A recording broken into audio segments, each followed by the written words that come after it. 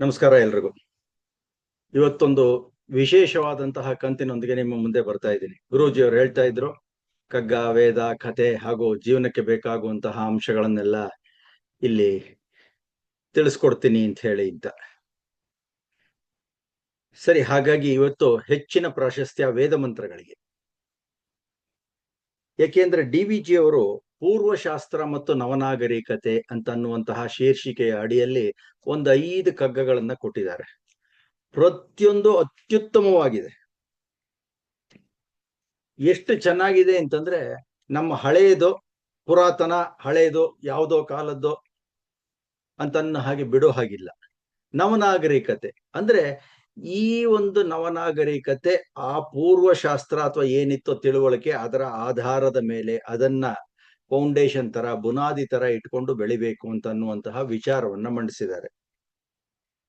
ಏನ್ ಹೇಳ್ತಾರೆ ಕಗ್ಗದಲ್ಲಿ ಅಂತಂದ್ರೆ, ವೇದ ಲೋಕಾಚಾರ ನಿನ್ನನುಭವದ ಯುಕ್ತಿ ಶೋಧಿಸಿ ಮೂರನಂ ಸಂವಾದಗೊಳಿಸು, ಸಾಧಿತ ಜ್ಞಾನ ನರಸಾಧ್ಯ ಪ್ರಮಾಣವದು, ಹಾದಿ ಬೆಳಕದು ನಿನಗೆ ಮಂಕುತಿಮ್ಮ. ಅದು ವೇದ, ಲೋಕಾಚಾರ, ನಿನ್ನ ಅನುಭವದ ಯುಕ್ತಿ, ಈ ಮೂರನ್ನು ಶೋಧಿಸಿ ಸಂವಾದಗೊಳಿಸು.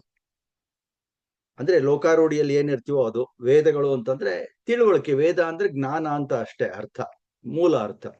ಯಾವ್ದು ಬೇಕಾದ್ರೂ ಆಗ್ಬೋದು, ಯಾವ ತಿಳುವಳಿಕೆ ಬೇಕಾದ್ರೂ ಆಗ್ಬೋದು. ಲೋಕಾಚಾರ, ನಿನ್ನ ಅನುಭವ, ಈ ಮೂರನ್ನು ಶೋಧಿಸಿ ಸಂವಾದಗೊಳಿಸು ಅಂತ ಅಂದ್ರೆ ಸತ್ಯದ ಆವಿಷ್ಕಾರ ಮಾಡಿ ಅದನ್ನು ಒಂದಕ್ಕೊಂದಕ್ಕೆ ಹೊಂದಿಸು. ಸಾಧಿತ ಜ್ಞಾನ ನರಸಾಧ್ಯ ಪ್ರಮಾಣವದು, ಯಾವುದೋ ಒಂದು ಸಿಗುತ್ತಲ್ಲ ಅವಾಗ ಇನ್ನೊಂದು ಹೆಚ್ಚಿನ ಜ್ಞಾನ ಅಂತ ಹೇಳಿ ಅಂತ, ಅದು ಒಂಥರ ನರನ ಸಾಧ್ಯತೆಗೆ ಅಗಾಧವಾದದ್ದು ಅಂತ ಹೇಳಿ ಅಂತ ಅನ್ಸತ್ತೆ. ಅದು ಏನಾಗತ್ತೆ, ಹಾದಿ ಬೆಳಕದು ನಿನಗೆ ಮಂಕುತಿಮ್ಮ ಅಂತ ಹೇಳಿದ್ರು. ದಾರಿ ಬೆಳಕಾಗತ್ತೆ ಅಂತ. ಹಾಗಾಗಿ ಇವತ್ತು ಆ ಕೆಲಸವನ್ನ ಮಾಡೋಣ ಅಂತ ಹೇಳಿ ಅಂತ. ಜೊತೆಗೆ ಹೇಳ್ತಾರೆ, ಪ್ರಾಲೇಯ ಗಿರಿಗುಹೆಯ ಗಂಗೆ ವೇದ ಪುರಾಣ ಕಾಳಿಂದಿ ಶೋಣೆ ಪೌರುಷ ಬುದ್ಧಿಯುಕ್ತಿ ಮೂಲ ಸ್ವತಃ ಸಿದ್ಧ ಸಂವಿಧಾಪಗೆಗಿಂತೂ ಕಾಲದ ಉಪನದಿ ನೆರವು ಮಂಕುತಿಮ್ಮ ಅಂತಾರೆ. ಅಂದ್ರೆ ವೇದ ಪುರಾಣ ಹಿಮಾಲಯದಿಂದ ಒಂಥರ ಹರಿದು ಬಂದಂತಹ ಗಂಗೆಯಿಂದ, ಅದು ಯಾವತ್ತೂ ಬತ್ತಲ್ಲ, ಶುದ್ಧವಾದದ್ದು ಗಂಗೆ, ಅದು ಯಾವತ್ತೂ ಬತ್ತಲ್ಲ, ಅದು ಹರಿತನೇ ಇರುತ್ತೆ. ಆ ತರಹದ ಗಂಗೆಗೆ ಹೋಲಿಸ್ತಾರೆ ವೇದಗಳನ್ನ. ಪೌರುಷ ಬುದ್ಧಿ ಯುಕ್ತಿಗಳು ಕಾಳಿಂದಿ ಶೋಣೆ ಉಪನದಿಗಳೇ, ಆ ಗಂಗೆಗೆ ಉಪನದಿಗಳು ಬೇಕಾದಷ್ಟು ಬಂದು ಸೇರುತ್ತೆ, ಯಮುನೆ ಬಂದು ಸೇರುತ್ತೆ, ಎಲ್ಲವೂ ಬಂದು ಸೇರುತ್ತೆ. ಸೇರಿದ ಮೇಲೆ ಏನಾಗುತ್ತೆ, ಇನ್ನೂ ಚೆನ್ನಾಗಿ ಉದ್ದವಾಗಿ ಬೋರ್ಗರಿಯುತ್ತಾ ಹರಿಯುತ್ತಾ ನದಿ ಅಂತ ಹೇಳಿ. ಅದೇ ತರಹದ್ದು ತಿಳುವಳಿಕೆಗಳು ಆಮೇಲಿಂದ ಯಾವ್ದು ಬಂದಿದೆಯೋ ಅವೆಲ್ಲವೂ ಕೂಡ ವೇದ ಅಂದ್ರೆ ಜ್ಞಾನ ಅಂತ ಮೊದಲೇ ಹೇಳಿದೆ. ಅವುಗಳಲ್ಲಿ ಸೇರಿಸಿಕೊಂಡು ನಮ್ಮ ಸಮಾಜಕ್ಕೆ, ನಮ್ಮ ವ್ಯಕ್ತಿತ್ವಕ್ಕೆ, ನಮ್ಮ ರಾಷ್ಟ್ರಕ್ಕೆ ಬೇಕಾಗುವಂತಹ ಜ್ಞಾನವನ್ನು ಕೊಡಲಿ, ಕಾಲದ ಉಪನದಿ ನೆರವು ಅಂತ ಹೇಳ್ತಿದ್ದಾರೆ. ಅಂದ್ರೆ ಇವೆಲ್ಲ ಧ್ಯೇಯ ವಾಕ್ಯಗಳ ತರ ನಾವು ಇಟ್ಕೋಬೇಕಾಗತ್ತೆ. ಈಗ ಇನ್ನೊಂದು ಇದರಲ್ಲಿ ಕಗ್ಗದಲ್ಲಿ ಹೇಳ್ತಾರೆ, ತಿಳಿವು ಆವುದು ಇಳೆಗೆ ಯುಗ ಯುಗದ ಬೆಳಕಾಗಿತ್ತು. ತಿಳಿವು ಆವುದು ಇಳೆಗೆ ಯುಗ ಯುಗದ ಬೆಳಕಾಗಿತ್ತು. ಬೇರೆ ಜಗತ್ತು ಭಾರತವನ್ನ ಬಿಟ್ಟು ಉಳಿದಿದ್ದ ಜಗತ್ತೆಲ್ಲ ಅಂಬೆಗಾಲಿಡ್ತಿದ್ದಾಗ ನಮ್ಮವರು ವೇದಗಳನ್ನ ಶೋಧಿಸಿ ಅದನ್ನ ತಿಳ್ಕೊಂಡು ನಾಗರಿಕತೆಯನ್ನ ಮೆರಿತಾ ಇದ್ರು. ಹಳದೆಂದು ನೀನದೆಯ ಕಳೆಯುವಯ ಮರುಳೇ ಅಂತ ಹೇಳ್ತಾರೆ ಡಿ.ವಿ.ಜಿ. ಹಳತು ಈ ಕಾಲಕ್ಕೆ ಆಗಲ್ಲ, ಅದ್ ಯಾವ್ದೋ ತಾತರಾಯನ ಕಾಲದ್ದು ಅಂತ ಹೇಳಿ ಅಂತ ನೀನ್ ಅನ್ಕೋತೀಯ. ತಳಹದಿಯಲ್ತೆ ನಮ್ಮೆಲ್ಲ ಹೊಸ ತಿಳಿವಿಂಗೆ. ಹೊಸ ತಿಳಿವು ಅಂತ ಯಾವ್ದಾದ್ರು ಇತ್ತು ಅಂತಂದ್ರೆ ಅದಕ್ಕೆ ತಳಹದಿ ಅವೆಲ್ಲವುದುವೆ ಹಳೆ ಬೇರು ಹೊಸ ಚಿಗುರು ಮಂಕುತಿಮ್ಮ ಅಂತಾರೆ. ಹಳೆ ಬೇರು ವೇದಗಳು, ಅದೆಲ್ಲ ಹಳೆ ಬೇರು, ಹೊಸ ಚಿಗುರು ಇವಾಗ ಬಂದಿದೆಯಲ್ಲ, ಅದರಿಂದ ನವನಾಗರಿಕತೆಯನ್ನು ಯಾಕೆ ಕಟ್ಕೋಬಾರದು ಅಂತ. ಪ್ರಖ್ಯಾತವಾದ ಪದ್ಯ ಇನ್ನೊಂದು, ಹೊಸ ಚಿಗುರು ಹಳೆ ಬೇರು ಕೂಡಿರಲು ಮರ ಸೊಬಗು, ಹೊಸ ಯುಕ್ತಿ ಹಳೆ ತತ್ವದೊಡಗೂಡೆ ಧರ್ಮ, ಋಷಿ ವಾಕ್ಯದೊಡನೆ ವಿಜ್ಞಾನ ಕಲೆ ಮೇಳವಿಸೆ, ಜಸವು ಜನಜೀವನಕ್ಕೆ ಮಂಕುತಿಮ್ಮ ಅಂತಂದ್ರು. ಎಲ್ಲವುದು ಹಾಗೇನೆ, ಹಳತು ಹೊಸತರ ಮಿಶ್ರಣ ಅಂತ ಹೇಳಿ ಅಂತ. ಹೊಸ ಚಿಗುರು ಹಳೆ ಬೇರು ಇದ್ರೆ ತುಂಬಾ ಚೆನ್ನಾಗಿರುತ್ತೆ, ಮರ ಸೊಗಸಾದ ಹಣ್ಣುಗಳನ್ನ ಕೊಡ್ತಾ ಇರುತ್ತೆ, ಅಂದ್ರೆ ಅನುಭವ ಸೇರಿರುತ್ತೆ, ಚೆನ್ನಾಗಿರುತ್ತೆ ಅಂತ ಹೇಳಿ ಅಂತ.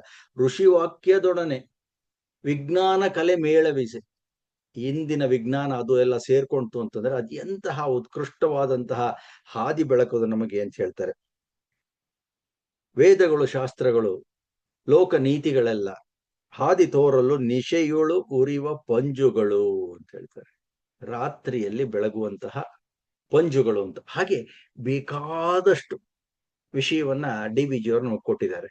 ಅಂದ್ರೆ ವೇದವನ್ನ, ನಮ್ಮ ಅನುಭವವನ್ನ, ಲೋಕಾಚಾರವನ್ನ ಎಲ್ಲವನ್ನೂ ಸಮ್ಮಿಳಿತಗೊಳಿಸಿ ಒಂದು ಅತ್ಯುತ್ತಮವಾದ ಇಂದಿನ ಜನಕ್ಕೆ, ಇಂದಿನ ದಿನಕ್ಕೆ ಬೇಕಾದಂತಹ ವಿಚಾರವನ್ನ ನಾವು ಮಾಡೋಣ ಅಂತ. ಹಾಗಾಗಿ ಇಂತಹ ವೇದ ಮಂತ್ರಗಳಲ್ಲಿ ಇಲ್ಲೆಲ್ಲ ಪುಸ್ತಕಗಳಿದೆ, ಎಲ್ಲ ದಪ್ಪ ದಪ್ಪ ಪುಸ್ತಕಗಳು, 20 ವಾಲ್ಯೂಮ್. ಅವುಗಳನ್ನೆಲ್ಲ ಓದಿ ಅವುಗಳಿಂದ ಒಂದಷ್ಟು ಸಾರವನ್ನ ಸಂಗ್ರಹಿಸಿ ಒಂದಷ್ಟು ಹೆಚ್ಚು ಕಡಿಮೆ ಇವತ್ತಿಗೆ ಒಂದು 60-70 ಧ್ಯೇಯ ವಾಕ್ಯಗಳು ಅನ್ನುವಂಥದ್ದನ್ನು ಗುಡ್ಡೆ ಹಾಕಿದ್ದೀನಿ. ಅದನ್ನ ನಿಮ್ಮ ಮುಂದೆ ಇಡುವಂತಹ ಪ್ರಯತ್ನವನ್ನು ಮಾಡ್ತೀನಿ. ಇವತ್ತು ಮುಗಿದೇ ಇದ್ರೆ ಸರಣಿಯ ಕಾರ್ಯಕ್ರಮದಂತೆ ಮುಂದುವರ್ಸ್ಕೊಂಡು ಹೋಗೋಣ ಅಂತ. ಅಂದ್ರೆ ಧ್ಯೇಯ ವಾಕ್ಯಗಳು ಯಾವುದು ಅಂತಂದ್ರೆ, ಸಹನೆ ವಜ್ರದ ಕವಚ ಮಂಕುತಿಮ್ಮ ಅಂತ ಡಿ.ವಿ.ಜಿ ಅವರ ಒಂದು ಪದ್ಯ. ಎಲ್ಲರೊಳಗೊಂದಾಗು ಮಂಕುತಿಮ್ಮ, ಮಿಳಿತನಿರು ವಿಶ್ವದಲ್ಲಿ ಮಂಕುತಿಮ್ಮ ಅಂತ. ಯಾವ ಸಾಲು ಬೇಕಾದರೂ ಆಗ್ಬೋದು. 4ನೇ ಸಾಲು ಅದಂದ್ರೆ ಪೂರ್ಣ ವಾಕ್ಯವಾಗಬೇಕು, ಪೂರ್ಣ ಅರ್ಥವಾಗಬೇಕು. ಅಂದ್ರೆ ಚಿಕ್ಕದಾದ ಸಾಲು ಇರಬೇಕು, ಕಡಿಮೆ ಪದಗಳಿರಬೇಕು, ಉನ್ನತವಾದಂತ ವಿಚಾರಗಳನ್ನ ಕೊಡಬೇಕು. ಇದನ್ನ ಧ್ಯೇಯ ವಾಕ್ಯಗಳು ಅಂತ ಹೇಳಿ ಅಂತ ಕರೀತಾರೆ, ಅಥವಾ ಮನನ ಯೋಗ್ಯವಾದ ವಾಕ್ಯಗಳು ಅಂತ ಹೇಳಿ ಅಂತ. ಅದೇ ತರಹದ ವೇದ ಮಂತ್ರಗಳಲ್ಲಿ ಸಿಗುವಂತಹ ಮನನ ಯೋಗ್ಯವಾದ ಮಾತುಗಳನ್ನ ನಾನಿಲ್ಲಿ ಆರಿಸಿ ನಿಮ್ಮ ಮುಂದೆ ಪ್ರಸ್ತುತಪಡಿಸ್ತಿದ್ದೀನಿ. ಅವು ಇಂದಿಗೂ ಸೂಕ್ತ ಹಾಗೂ ನಮ್ಮ ಜೀವನಕ್ಕೆ ಬೇಕಾದಂತಹ ಮಾರ್ಗದರ್ಶನವನ್ನ ನೀಡುತ್ತದೆ ಅನ್ನುವಂತಹ ನಂಬಿಕೆಯಿಂದ ನಿಮ್ಮ ಮುಂದೆ ಬಂದಿದ್ದೀನಿ. ಅಗ್ನೇನಯ ಸುಪಥಾರಾಯೇ ಅಂತ ಹೇಳಿ ಅಂತ ಯಜುರ್ವೇದದ ಒಂದು ಮಂತ್ರ ಏನ್ ಹೇಳುತ್ತೆ? ಅಗ್ನೆ ಅಗೀಗತವು ಅಂತ ಹೇಳಿ ಅಂತ ಭಗವಂತನಿಗೆ ಇನ್ನೊಂದು ಹೆಸರು. ಅಗ್ನಿ ಅಂತಂದ್ರೆ ಭೌತಿಕ ಅರ್ಥ ಬೆಂಕಿ ಅಂತ. ಭಗವಂತನಿಗೂ ಅದನ್ನೇ ಹೇಳ್ತಾ ಇದೀವಿ. ಅಗ್ನೆ ನಯ ಸುಪಥ ರಾಯೇ. ರಾಯ ಅಂತಂದ್ರೆ ಸಂಪತ್ತು. ಸಂಪತ್ತನ್ನು ಗಳಿಸಲು ನಮಗೆ ಉತ್ತಮ ಮಾರ್ಗದಲ್ಲಿ ಹೋಗುವಂತಹ ಪ್ರೇರಣೆಯನ್ನ ಕೊಡು, ಸನ್ಮಾರ್ಗದಲ್ಲಿ ಮುನ್ನಡೆಸುವಂತ. ಯಾವತ್ತಿಗಿದು ಪ್ರಸ್ತುತ ಅಂತ ಹೇಳಿ ಅಂತ ಅನ್ಸುತ್ತೆ. ಅದಕ್ಕೆ ಕಗ್ಗಗಳನ್ನು ಹೊಂದಿಸ್ಬೋದು. ಇವತ್ತು ವೇದಗಳಿಗೆ ಹೆಚ್ಚಿನ ಮಹತ್ವ ಅಂತ ಹೇಳಿದ್ನಲ್ಲ, ಹಾಗಾಗಿ ವೇದ ಮಂತ್ರಗಳನ್ನೇ ಉದಾಹರಣೆಯಾಗಿ ತಗೋತೀನಿ. ಅಧೀನಾಸ್ಯಾಮ ಶರದಂ ಶತಂ ಅಂತ ಹೇಳ್ತಾರೆ, ಆರೋಗ್ಯದ ಬಗ್ಗೆ. ಅಧೀನಾಸ್ಯಾಮ ಶರದಃ ಶತಂ, ಶರದಃ ವರ್ಷಗಳು, ಶತಂ 100 ವರ್ಷಗಳು. ನಾವು ದೈನ್ಯತೆ ಇಲ್ಲದೆ ಬಾಳೋಣ ಅಂತ ಹೇಳಿ ಅಂತ. ಅಂದ್ರೆ ಯಾರಿಗೂ ಕೂಡ ಆಸರಿಯಾಗಿರ್ಬಾರ್ದು. ನಮ್ಮ ಆರೋಗ್ಯ ನಮ್ಮ ಕೈಯಲ್ಲಿರ್ಬೇಕು. ನಮ್ಮ ಸಂಪತ್ತು ಎಷ್ಟು ಗಳಿಸಿಟ್ಟಿರ್ತೀವೋ ಅದು ಕೊನೆವರೆಗೂ ಬರಬೇಕು. ಥಟ್ ಅಂತ ಹೋಗ್ಬಿಡ್ಬೇಕು ಅನ್ನುವಂತೆ ನಮ್ಮ ಆರೋಗ್ಯವನ್ನ ಕಾಪಾಡಿಕೊಳ್ಳೋಣ ಅಂತ. ದೈನ್ಯತೆ ಇಲ್ಲದೆ 100 ಕಾಲ ಬಾಳೋಣ. ಅಕ್ಷೈರ್ಮಾ ದಿವ್ಯ ಅಂತ ಇನ್ನೊಂದು ಋಗ್ವೇದದ ಮಂತ್ರ. ಅಂದ್ರೆ ದಾಳ ಮೊದಲಾದವುಗಳಿಂದ ನಾವು ಜೂಜಾಡುವುದು ಬೇಡ. ಜೂಜು ಅಂದ್ರೆ ಏನು?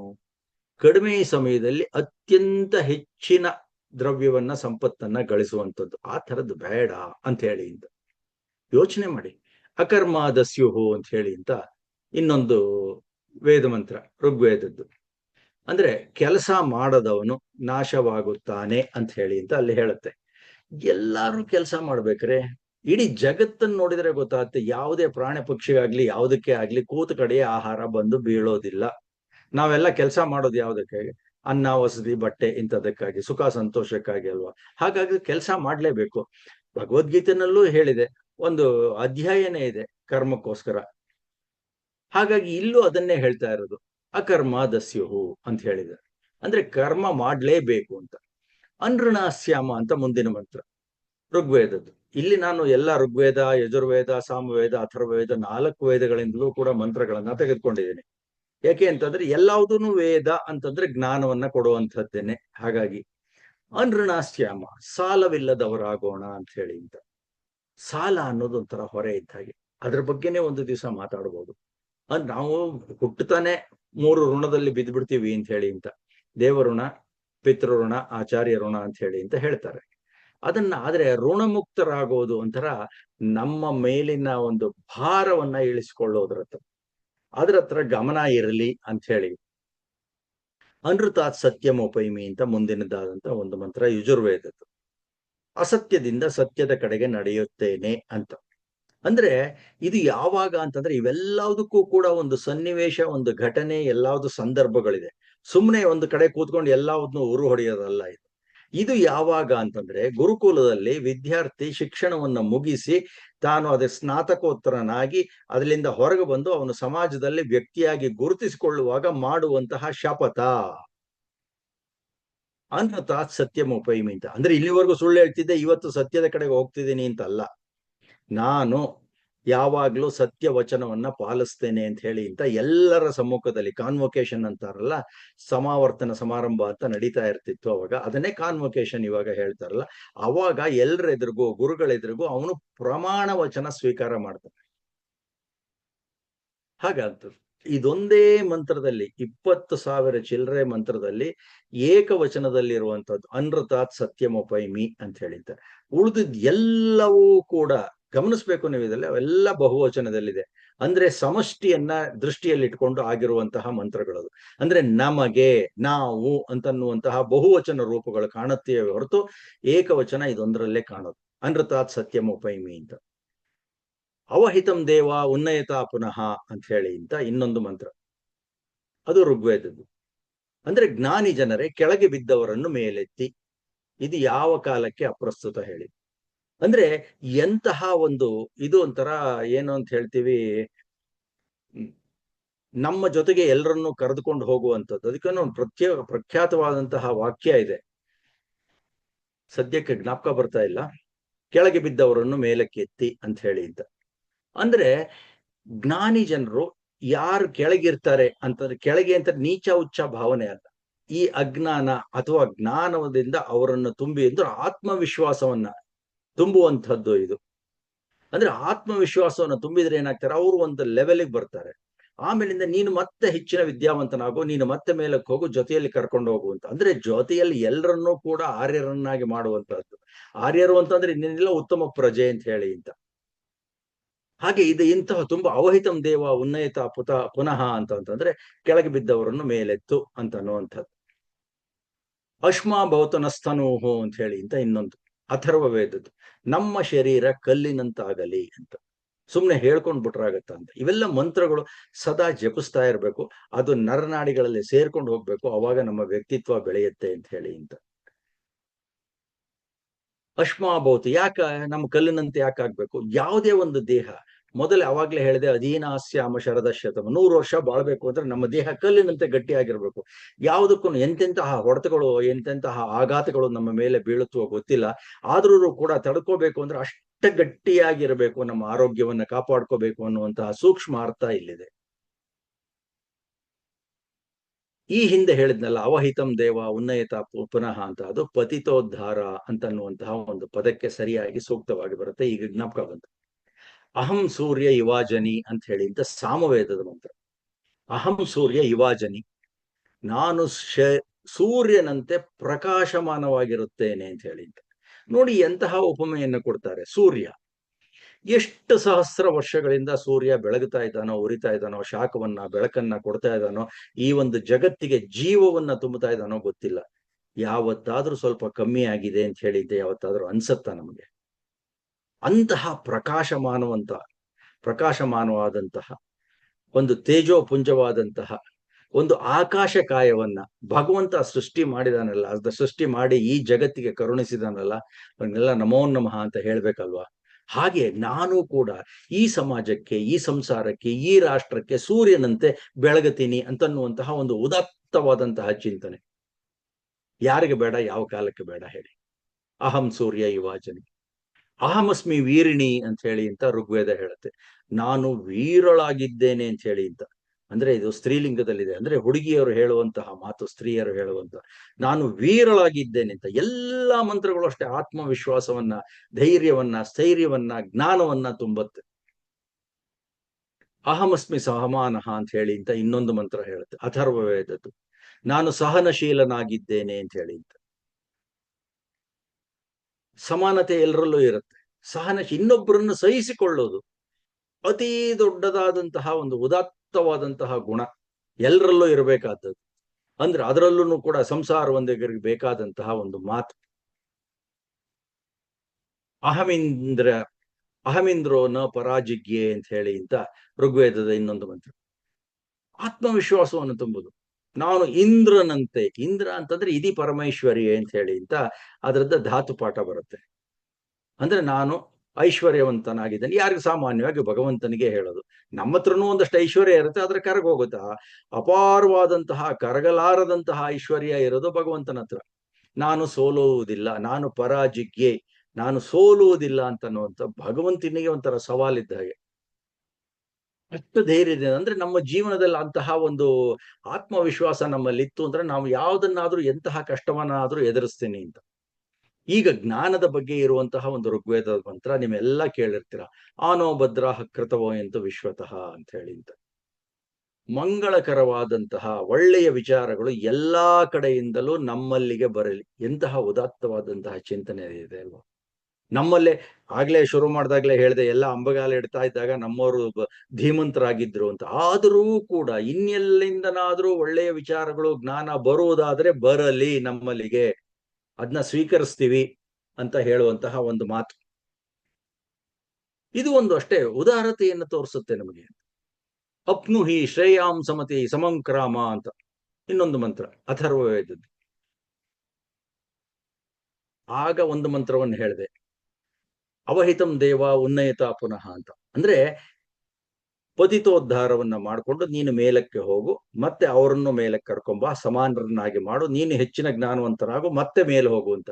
ಇದನ್ನೇ ಇಲ್ಲಿ ಅಂದ್ರೆ ಬೇರೆ ಒಂದು ವಿಧದಲ್ಲಿ ಹೇಳ್ತಾ ಇದ್ದಾರೆ. ಅಪ್ನು ಹಿ ಶ್ರೇಯಾಂಸಮತಿ ಸಮಂಕ್ರಾಮ ಅಂತ ಹೇಳಿ ಅಂತ. ಸಮನಾದವರನ್ನು ಮೀರಿ ಸಾಗ್ತೇನೆ. ಇದು ಜ್ಞಾನದ ವಿಚಾರದಲ್ಲಿ. ಹಣದ ವಿಚಾರದಲ್ಲೂ ಇರಬಹುದು, ಆದ್ರೆ ಸರಿಯಾದ ದಾರಿನಲ್ಲಿ ಸಂಪತ್ತನ್ನ ಗಳಿಸಿದ್ರೆ ಸರಿಯಾದಂತು. ಅದು ಒಂಥರ ಆರೋಗ್ಯಕರ ಸ್ಪರ್ಧೆ ಅಂತ ಅನ್ಸುತ್ತೆ. ಅದು ಅಸೂಯೆಯನ್ನ ಹುಟ್ಟು ಹಾಕೋದಿಲ್ಲ. ಅಥರ್ವ ಹೇಳತ್ತೆ ಆಯುಷ್ಮಾನ್ ಜೀವ ಮಾಮೃತಾಹ ಅಂತ ಹೇಳಿ ಅಂತ. ಆಯುಷ್ಯವಂತನಾಗ ಬಾಳು, ಸುಮ್ನೆ ಸಾಯ್ಬೇಡ ಅಂತ ಹೇಳಿ ಅಂತ. ಏನ್ ನಮ್ ಕೈಲಿದ್ಯಾ ಅಂತ ಹೇಳಿ ಅಂತ ನೀವನ್ನ ಅನ್ಕೋಬಹುದು. ಆದರೆ ಇವಾಗ ನೀವೆಲ್ಲ ಯೋಗ ಕ್ಲಾಸಿಗೆ ಬರ್ತಾ ಇದ್ದೀರಾ, ಗುರುಜಿಯವರು ಪಾಠ ಹೇಳ್ಕೊಡ್ತಾ ಇದ್ದಾರೆ, ಯೋಗ ಪ್ರಾಣಾಯಾಮ ಮತ್ತೆ ಸಚ್ಚಿಂತನೆ ಸತ್ಸಂಗಗಳನ್ನು ನಡೆಸ್ತಿದ್ದಾರೆ. ಇವೆಲ್ಲವೂ ಕೂಡ ದೀರ್ಘಾಯುಷ್ಯಕ್ಕೆ ಬೇಕಾದಂತಹ ಸೂತ್ರಗಳು. ಉತ್ಕ್ರಾಮಾತಃ ಪುರುಷಃ ಮಾ ಅವಪತ್ತಾಹ ಅಂತ ಹೇಳಿ ಅಂತ ಅಥರ್ವ ವೇದ ಹೇಳುತ್ತೆ. ಹೇ ಜೀವಾತ್ಮನೇ, ನೀನು ಇರುವಲ್ಲಿಂದ ಅಭಿವೃದ್ಧಿಯನ್ನ ಹೊಂದುತ್ತಾ ಆ ಪಥದಲ್ಲಿ ಮುನ್ನಡೆ ಅಂತ ಹೇಳಿ. ಅಭಿವೃದ್ಧಿ ಯಾವುದರ ಅಭಿವೃದ್ಧಿ? ಎಲ್ಲಾ ವಿಧದಲ್ಲೂ, ಎಲ್ಲ ಜ್ಞಾನದಲ್ಲಿ ಅಭಿವೃದ್ಧಿ, ಸಂಪತ್ತಿನಲ್ಲಿ ಅಭಿವೃದ್ಧಿ, ನಮ್ಮ ವ್ಯಕ್ತಿತ್ವದಲ್ಲಿ ಅಭಿವೃದ್ಧಿ, ನಮ್ಮ ಗುಣಗಳಲ್ಲಿ ಅಭಿವೃದ್ಧಿ, ಹೀಗೆ ಎಲ್ಲ ಅಭಿವೃದ್ಧಿ. ಯಾರನ್ನ ಹೋಲಿಸ್ಕೋಬೇಕು? ನಮಗೆ ನಾವೇ. ನಾನು ನೆನ್ನೆ ಹೇಗಿದ್ದೆ ಇವತ್ತು ಹೇಗಾಗಿದ್ದೀನಿ ಅಷ್ಟೇ. ಆ ಪಥದಲ್ಲಿ ಅಗ್ನೇನಯ ಸುಪಥಾ ರಾಯೆ ಅಂತ ಮೊದಲೇ ಹೇಳಿದ್ನೆಲ್ಲ, ಒಳ್ಳೆಯ ದಾರಿಯಲ್ಲಿ ಕರ್ಕೊಂಡು ಹೋಗುವಂತ ಆ ದಾರಿನಲ್ಲಿ ಹೋಗ್ತಾ ಇದ್ದೀನಿ ಅಂತ ಪ್ರತಿದಿನ ನಮಗೆ ನಾವು ರಾತ್ರಿ ಆದ್ರೊಡನೆ ಮಲ್ಕೊಳ್ಳೋಕ್ಕಿಂತ ಮುಂಚೆ ಇಂಟ್ರಾಸ್ಪೆಕ್ಷನ್ ಮಾಡ್ಕೋಬೇಕು. ಉಪಸರ್ಪ ಮಾತರಂ ಭೂಮಿ ಮೇತಾಂ ಅಂತ ಹೇಳಿ ಋಗ್ವೇದ ಹೇಳುತ್ತೆ. ಈ ತಾಯಿ ನೆಲದ ಬಳಿ ಸಾರು. ಈ ಭೂಮಿನ ಬಿಟ್ಟು ಇರಕ್ಕಾಗದೇ ಇಲ್ವಲ್ಲ ನಾವು. ಏನೋ ವಿಮಾನದಲ್ಲಿ ಹಾರಾಡ್ಕೊಂಡು ಬರ್ಬೋದು, ರಾಕೆಟ್ ಎಲ್ಲ ಅಂತರಿಕ್ಷಕ್ಕೆಲ್ಲ ಹೋಗಿ ಬರ್ಬೋದು, ಆದ್ರೆ ಭೂಮಿಗೆ ಬರಲೇಬೇಕಲ್ಲ. ಅಂದ್ರೆ ಈ ಭೂಮಿ ತಾಯಿಯಲ್ಲಿ ಇರುವಂತಹ ಸಂಪತ್ತು ಎಲ್ಲವೂ ಕೂಡ ನಮ್ಗೆ ಸಿಗತ್ತೆ. ಅದರಿಂದ ಆ ಭೂಮಿ ತಾಯಿಯನ್ನ ರಕ್ಷಿಸು ಅನ್ನುವಂತಹ ಒಂದು ಮಾತು. ಋತಸ್ಯ ಪಂಥಾಂ ನ ತರಂತಿ ದುಷ್ಕೃತಃ ಅಂತ ಹೇಳಿ ಅಂತ. ದುಷ್ಕರ್ಮಿಯು ನ್ಯಾಯವಾದ ಮಾರ್ಗವನ್ನು ದಾಟಲಾರನು. ಇದೊಂಥರ ಒಂದು ಭರವಸೆ ಇದ್ದ ಹಾಗೆ. ಋಷಿ ಸಯೋ ಮನುರ್ಹಿತ ಅಂತ ಹೇಳಿ ಅಂತ ಋಗ್ವೇದ ಹೇಳುತ್ತೆ. ಮನುಕುಲದ ಹಿತವನ್ನು ಬಯಸುವವನೇ ಋಷಿ ಅಂತ ಕರೆಸ್ಕೋತಾನೆ ಅಂತ. ಅಂದ್ರೆ ಋಷಿಗೆ ಒಂದು ಡೆಫಿನೇಷನ್, ಋಷಿ ಸಯೋ ಮನುರ್ಹಿತ. ಈ ಒಂದು ಮನುಕುಲದ ಉದ್ಧಾರಕ್ಕಾಗಿ ಯಾರು ಕಷ್ಟಪಡ್ತಾರೋ ಅವರನ್ನ ಋಷಿ ಅಂತ ಹೇಳಿ ಅಂತ ಕರ್ಕೋಬಹುದು. ಕೃತಮ್ಮೆ ದಕ್ಷಿಣೆ ಹಸ್ತೆ ಜಯೋ ಮೇ ಸವ್ಯಾಹಿತ ಅಂತ ಹೇಳಿ ಅಂತ ಇನ್ನೊಂದು ಮಂತ್ರ. ಇದು ಅಷ್ಟೇ ಆತ್ಮವಿಶ್ವಾಸದ ಬಗ್ಗೆ, ಒಂಥರ ನಮ್ಮ ಶಕ್ತಿಯ ಬಗ್ಗೆ ಹೇಳುತ್ತದೆ. ನನ್ನ ಬಲಗೈಯಲ್ಲಿ ಕ್ರಿಯಾಶೀಲತೆ ಇದೆ. ನನ್ನ ಬಲಗೈಯಲ್ಲಿ ಕ್ರಿಯಾಶೀಲತೆ ಇದೆ ಅಂದ್ರೆ ನಾನು ಕೆಲಸವನ್ನು ಮಾಡ್ತೀನಿ, ನಾನು ಪ್ರಾಮಾಣಿಕವಾಗಿ ಸತ್ಯತೆಯಿಂದ ಕೆಲಸ ಮಾಡ್ತೀನಿ ಅಂತ ಅಂದಾಗ ಎಡಗೈನಲ್ಲಿ ಯಶಸ್ಸು ತಾನಾಗಿ ಬರುತ್ತೆ. ಕೃತಮ್ಮೆ ದಕ್ಷಿಣೇ ಹಸ್ತೆ ಜಯೋ ಮೇ ಸವ್ಯಾಹಿತ. ಎಡಗೈಯಲ್ಲಿ ಜಯವಿದೆ ಅಂತ ಅಥರ್ವ ವೇದ ಹೇಳುತ್ತೆ. ಋಗ್ವೇದ ಹೇಳುತ್ತೆ ಕೇವಲಾಘೋ ಭವತಿ ಕೇವಲಾದಿ. ನಾನು ಮಂತ್ರಗಳ ಒಂದೊಂದು ಪಾದವನ್ನ ತೆಗೆದುಕೊಂಡು ನಿಮಗೆ ಹೇಳ್ತಾ ಇದ್ದೀನಿ. ಅಂದ್ರೆ ಪರಿಪೂರ್ಣವಾದಂತಹ ವಾಕ್ಯಗಳು 4 ಸಾಲು ಅಥವಾ 2 ಸಾಲು ಇರುತ್ತೆ ಒಂದೊಂದು ಮಂತ್ರದಲ್ಲಿ. ಒಂದು ಕೇವಲಾಘೋ ಭವತಿ ಕೇವಲಾದಿ. ಒಬ್ಬನೇ ತಿನ್ನುವವನು ಪಾಪಿ ಅಂತ ಅನ್ನಿಸ್ಕೊತಾನೆ, ಹಂಚಿಕೊಂಡು ಬಾಳು ಅಂತ ಅನ್ನುವಂತಹ ಧ್ಯೇಯ ವಾಕ್ಯ ಇದರಲ್ಲಿ. ಓಂ ಮೋಘಮನ್ನಂ ವಿಂದತೆ ಅಪ್ರಚೇತಾಹ ಸತ್ಯಂ ಬ್ರವೀಮಿ ವದ ಇತ್ಸತಸ್ಯ ನಾರ್ಯಮಣಂ ಪುಷ್ಯತಿ ನೋ ಸಕಾಯ ಕೇವಲಾಗೋ ಭವತಿ ಕೇವಲಾದಿ ಅಂತ ಹೇಳಿ ಕೊನೆಯ ಸಾಲು ತಗೊಂಡಿದ್ದೀನಿ. ಅಂದ್ರೆ ಊಟ ಆದ ಮೇಲೆ ಹೇಳುವಂತಹ ಒಂದು ಮಂತ್ರ. ಅಂದ್ರೆ ನಾವೆಲ್ಲರೂ ಸಹಭೋಜನವನ್ನು ಮಾಡಿದ್ದೇವೆ, ಹಂಚಿಕೊಂಡು ತಿಂದಿದ್ದೇವೆ. ಭಗವಂತ ಈ ಸೃಷ್ಟಿಯಲ್ಲಿ, ಈ ಜಗತ್ತಿನಲ್ಲಿ ಎಲ್ಲರಿಗೂ, ಎಲ್ಲ ಪ್ರಾಣಿ ಪಕ್ಷಿಗಳಿಗೂ, ಕ್ರಿಮಿ ಕೀಟಗಳಿಗೂ ಬೇಕಾದಂತಹ ಆಹಾರದ ವ್ಯವಸ್ಥೆಯನ್ನು ಮಾಡ್ಕೊಂಡಿದ್ದಾನೆ. ಆದ್ರೆ ನಾವು ಹಂಚಿಕೊಂಡು ತಿನ್ನಬೇಕು ಅಂತ ಹೇಳಿದ್ದ. ಕೇವಲಾಗೋ ಭವತಿ ಕೇವಲಾದಿ ಅಂತ. ಮುಂದಿನ ಮಂತ್ರ ಅಥರ್ವವೇದದ್ದು, ಗೃಹೇ ವಸತು ನೋ ಅತಿಥಿ. ನಮ್ಮ ಮನೆಯಲ್ಲಿ ಅತಿಥಿಗಳು ತಂಗಲಿ. ಅತಿಥಿ ದೇವೋ ಭವ ಅಂತ ಹೇಳ್ತೀವಲ್ಲ, ಅದೇ ವಾಕ್ಯ. ಅದಾದ್ಮೇಲೆ ಈ ತರ ಆಗಿರುತ್ತೆ. ಅದಕ್ಕೆ ಮೂಲ ಇದು, ಗೃಹೇ ವಸತು ನೋ ಅತಿಥಿ ಅಂತ ಹೇಳಿ. ಅಂದ್ರೆ ನಮ್ಮ ಮನೆಯಲ್ಲಿ ಅತಿಥಿಗಳು ಅಂದ್ರೆ ಆ ತರ ಇದ್ರು. ಈ ತರದ್ ಈಗ ಹೇಳಿದ್ನಲ್ಲ, ಒಂದು 22 ಮಂತ್ರವನ್ನ ಹೇಳಿದ್ದೇನೆ ನಾನು. ಇಷ್ಟು ಮಂತ್ರಗಳಲ್ಲಿ ನಮಗೆ ಇಂದಿಗೂ ಸೂಕ್ತವಾದಂತಹ ಬೇಕಾದಷ್ಟು ವಿಚಾರಗಳಿದೆ. ಒಂದೊಂದನ್ನು ನಿಧಾನಕ್ಕೆ ಕೂತ್ಕೊಂಡು ಯೋಚನೆ ಮಾಡ್ತು ಅಂತಂದ್ರೆ ನಿಜವಾಗ್ಲು ಪತಿತೋದ್ಧಾರ ಇದೆ, ಆರೋಗ್ಯದ ಬಗ್ಗೆ ಇದೆ, ಹಂಚಿಕೊಂಡು ತಿನ್ನೋದ್ರ ಬಗ್ಗೆ ಇದೆ, ಹಣವನ್ನು ಹೇಗೆ ಸಂಪಾದಿಸ್ಬೇಕು ಅಂತ ಇದೆ, ನಾನು ಶೂರನಾಗಿರ್ತೀನಿ ಅಂತ ಇದೆ, ನಾನು ಸೂರ್ಯನಂತೆ ಹೊಳಿತೀನಿ ಅಂತ ಹೇಳಿದೆ, ನನ್ನ ದೇಹವನ್ನು ಕಲ್ಲಿನಂತೆ ಇಟ್ಕೋತೀನಿ ಅಂತಿದೆ, ಜೂಜಾಡಬೇಡ ಅಂತ ಹೇಳಿ ಅಂತ ಇದೆ, ಅಸತ್ಯದಿಂದ ಸತ್ಯದ ಕಡೆಗೆ ಹೋಗ್ತೀನಿ ಅಂತ ಇದೆ, ಈ ತಾಯಿ ನೆಲದ ಬಳಿ ಸಾರು ಅಂತ ಇದೆ, ಋಷಿ ಸಾಯೋ ಮನುರ್ಹಿತ ಅಂತಿದೆ. ಅಂದ್ರೆ ರೀಕ್ಯಾಪ್ ಮಾಡಿದ್ರೆ ಎಷ್ಟು ಮಂತ್ರ ಬೇಕ್ರೆ. ಇವೆಲ್ಲವೂ ಕೂಡ ನಮ್ಮ ಜೀವನಕ್ಕೆ ಬೇಕಾದಂತಹದ್ದನ್ನೇ ಸಾರುತ್ತೆ. ಯಾರೋ ಏನೋ ಹೇಳಿದ್ರು, ವೇದಗಳು ಹಾಗಿದೆ ಹೀಗಿದೆ ಅಂತ. ಯಾವ್ದು ಇದನ್ನ ವಿಚಾರ ಮಾಡ್ಕೊಳ್ಳಿ. ನಾನು ಬೇಕಾದ್ರೆ ನಿಮ್ಗೆಲ್ಲರಿಗೂ ಕೂಡ ಆ ಮಂತ್ರದ ವಿಳಾಸ, ಅಡ್ರೆಸ್ ಅನ್ನು ಕೊಡ್ತೀನಿ. ಇಂತಹದ್ದು ಅಥರ್ವ ವೇದದಲ್ಲಿ 10ನೇ ಕಾಂಡದ 6ನೇ ಸೂಕ್ತದ 5ನೇ ಮಂತ್ರ. ಯಾರು ಬೇಕಾದ್ರೂ ತೆಗೆದು ನೋಡ್ಬೋದು. ಇಷ್ಟು ಸತ್ಯಾಸತ್ಯತೆಯನ್ನ ಇಟ್ಕೊಂಡಿರುವಂತಹ, ಅದಕ್ಕೆ ಆನೋ ಭದ್ರಃ ಕೃತವೋ ಎಂತ ವಿಶ್ವತಃ ಅಂತ ಋಗ್ವೇದದ ಮಂತ್ರ. ಎಲ್ಲ ಕಡೆಯಿಂದನೂ ಬರಲಿ ಅಂತ. ಇಷ್ಟು ಉದಾರವಾಗಿ, ಇಷ್ಟು ಉದಾತ್ತವಾಗಿ ಜಾತಿ ಮತ ಪಂಥಗಳನ್ನೆಲ್ಲ ಬಿಟ್ಟುಬಿಟ್ಟು ಸಾರ್ವಕಾಲಿಕ, ಸಾರ್ವದೇಶಿಕ, ಸಾರ್ವಭೌಮವಾದಂತಹ ಇಂತಹ ವೇದ ಮಂತ್ರಗಳನ್ನ ನಾವು ಆಸ್ವಾದಿಸೋಣ ಅಂತ ಹೇಳ್ತಾ ನನ್ನ ಇಂದಿನ ಮಾತಿಗೆ ವಿರಾಮವನ್ನು ನೀಡ್ತೇನೆ. ಧನ್ಯವಾದ ಹಾಗೂ ನಮಸ್ಕಾರಗಳು.